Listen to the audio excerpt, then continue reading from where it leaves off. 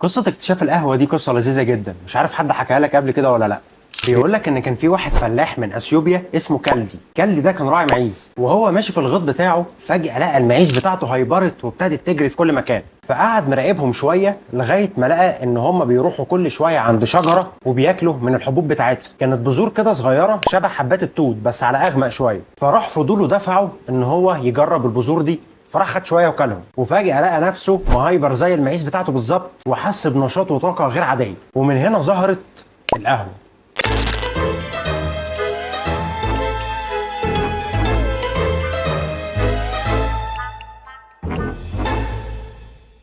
مين فينا ما بيحبش القهوه؟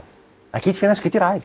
بس الناس اللي بتحب القهوة مش بس بتحبها عشان هم شايفين ان طعمها حلو بالنسبة لهم، ولكن كمان عشان تأثير الكافيين اللي بيحسوه مع كل كوباية قهوة بيشربوها. واللي لو في يوم ما خدش كوباية القهوة بتاعته اللي هو متعود عليها هيحس ان في حاجة ناقصة. واللي بالمناسبة خليني اقول لك كده بسرعة ان الكافيين مش بس موجود في القهوة، الشاي، الكاكاو، المشروبات الغازيه، كل دي حاجات فيها كافيين. طب ايه هو اصلا الكافيين وازاي بيخلينا نفوق؟ وايه تاثيراته التانيه غير ان هو بيفوق؟ الكافيين هو مركب كيميائي طبيعي موجود في النباتات زي ما قلت لك، الشاي، القهوه، الكاكاو، والخصائص بتاعته هي اللي خلته يبقى مصدر من مصادر الغذاء الاساسي للبشر، وكمان علاج لبعض الامراض. تعالى كده نرجع بالزمن لحصه العلوم بتاعه رابعه ابتدائي اللي خدنا فيها ان اي خليه عشان تقوم بالوظيفه الحيويه بتاعتها محتاجه طاقه، وعمله الطاقه دي لو انت فاكر اسمها ATP، ادينوسين ترايفوسفات. الATP ده تقدر تعتبره زي الجنيه، تقدر تشتري بيه اي حاجه. فببساطه كده الخليه لما تحب تشتغل او تقوم بالوظيفه بتاعتها تروح صرفه لها شويه ATP كده، عضله بقى تنقبض، عضله تنبسط، عضله تبعت اشارات للمخ، اي نشاط بيحصل في جسمك من اي خليه لازم ATP.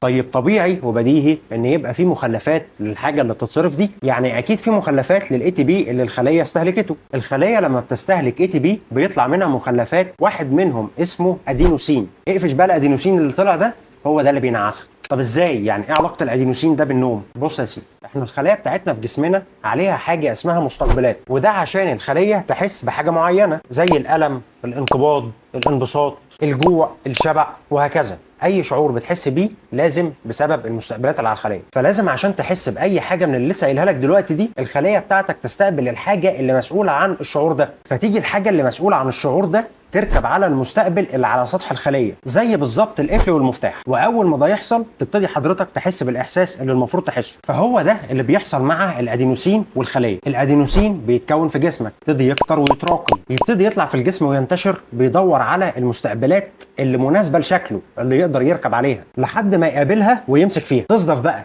ان الخلايا العصبيه اللي الادينوسين بيقدر يركب عليها هي الخلايا العصبيه اللي مسؤوله عن اذا كنت انت نعسان ولا لا. فيروح صديقنا الادينوسين راكب على الخلايا دي ويهديها ويقلل الاشارات العصبيه اللي خارجه منها، وبالتالي نشاطها يقل، وبالتالي تبتدي تنعس وتهدى وتروح في النوم. بس الادينوسين هنا حظه في الدنيا قليل شويه، نحس، لان الكافيين شكله وتركيبه بيتناسب برضه ان يركب على نفس الخلايا العصبيه اللي بيركب عليها الادينوسين. وبالتالي انت لما بتشرب قهوه او نسكافيه او اي مشروب فيه كافيين، يروح الكافيين يجري في جسمك ويرتبط بالخلايا العصبيه اللي هو ينفع يركب عليها، اللي هي بتاعه الادينوسين. فيجي بعد شويه الادينوسين يروح على الخلايا العصبيه اللي هو متعود يركب عليها، يلاقيها مشغوله، مش عارف يرتبط بيها لان الكافيين قافلها. فيفضل الادينوسين سرح في جسمك مش لاقي خلايا تلمه، وتفضل انت صاحي وفايق بسبب الكافيين اللي موجود على الخلايا العصبيه بتاعتك. مش بس عشان الادينوسين ما ارتبطش بالخلايا دي، ولكن عشان الكافيين لما بيرتبط بالخلايا العصبيه بتاعتك بينشطها وبيزود عدد الاشارات العصبيه اللي الخلايا دي بتبعتها للمخ. فالمخ هنا بيتوتر، بيبتدي يتزاول، هو مش عارف الخلايا العصبيه دي عماله تبعت له في اشارات كتيره فجاه كده بسبب ان انت شربت كوبايه قهوه ولا ان انت شفت صرصار بيطير مثلا. فيروح المخ عشان مش قادر يفرق يروح مديها ادرينالين، وده اللي العلماء بيسموه هرمون اضرب واجري، فايت اور فلايت هرمون. وده الهرمون اللي جسمك بيفرزه في الطوارئ عشان يخلي جسمك مستعد لاي حاجه.